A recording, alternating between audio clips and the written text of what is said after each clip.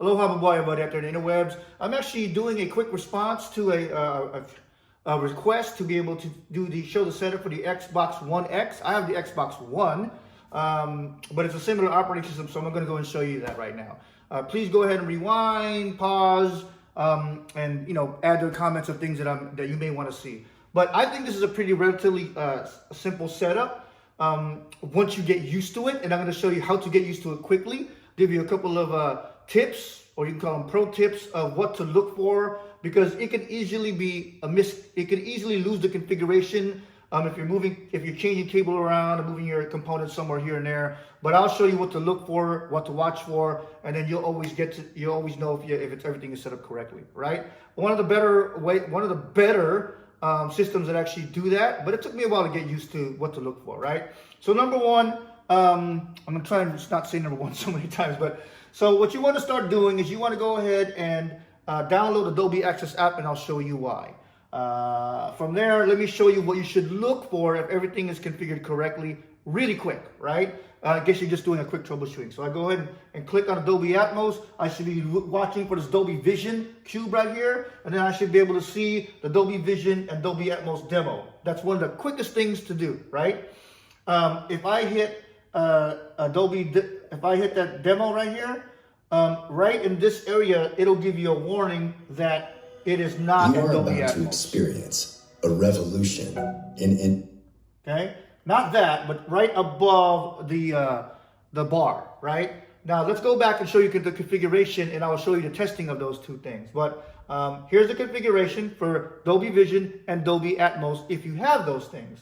So we're going to look at these two components, right? We're at the general settings. We're looking at TV and display options. We're going to go ahead and play around in there, and we're going to go and set it up. And then when I say play around, I'm going to go ahead and disable these things and show you what happens if what is not going to appear, or what to watch for to make sure you are getting what you got, which is Vision and Atmos if you have it, right? And when I say what you have it, Xbox has to think you have it, right? So that comes in between your Xbox, your cabling, and your TV. Because if your Xbox can send signals of Dolby Vision and Atmos, but your AV or your soundbar or your TV does not do that, then you're not going to get these options, right?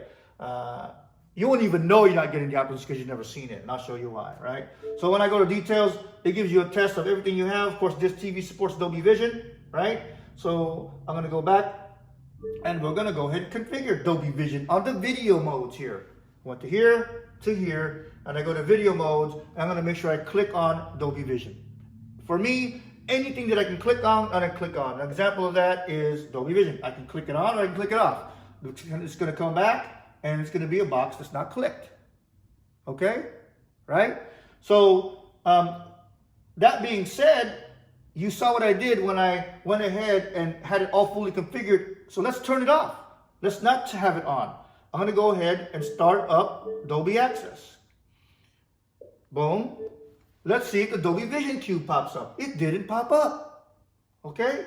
And I don't have the middle video here. You can rewind. Doesn't have Dolby Vision, Dolby Atmos. That's not even an option for me to go ahead and see. Okay? Now, just to quickly show you again, I'll go put it back on. Right? Display options, video modes, click Dolby Vision. Right? You could tell the Xbox is doing something, right? All right, so then I'll go to Dolby Access, watch that cube, moving just in case you can't see it. And now I have the Dolby Vision and Dolby Atmos demo. Things to watch for. Saves you time, right? Now, let's go and do the Dolby Atmos. I'll go back to settings. I'll go into the volume and output. Okay. Over here, I have Dolby Atmos set up, right?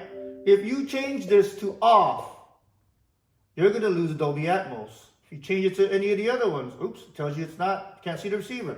If you go to 5.1, it's not going to show you Dolby Atmos. You have to be on bitstream out. Okay? And then you go down here and choose any of these higher end, between DTS to Atmos and DTS-X, right? I choose Atmos because that's what I have set up, right? But let's go ahead and just do Dolby, okay? I'm going to go back out. I'm gonna go Dolby Access. Cube goes on, Dolby Vision Cube goes on because it's still on Vision. I still have all of these, right? So, Ray, what do I know to check for? Well, let's go ahead and watch. This is the box. Watch this area right here. It's showing you are not You are about to experience a revolution in entertainment technology. The fusion of... So you are not experiencing.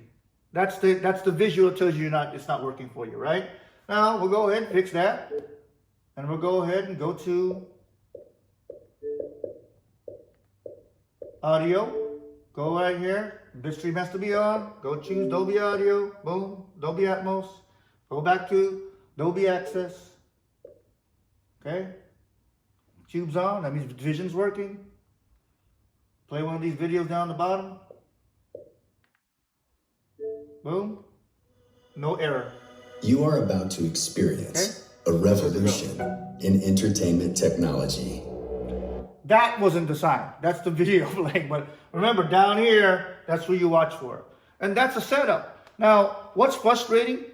Frustrating is that if you don't know what to look for, if you are moving your components around, the first time you get it on here, it might not be the exact same spot, right? You're still measuring distances. You want to make sure everything's working, right? Once everything works, you're disconnecting things and you're putting it to the exact spot, tucking in the cable management and all that kind of stuff. So, anytime you turn it on and it doesn't have the TV connected to it or doesn't have the AV receiver, the soundbar connected to it, it'll default back, right? So now I just kind of showed you what to watch for and how to set it up. And again, your TV has to be Dolby Vision and your AV has to be Dolby Atmos.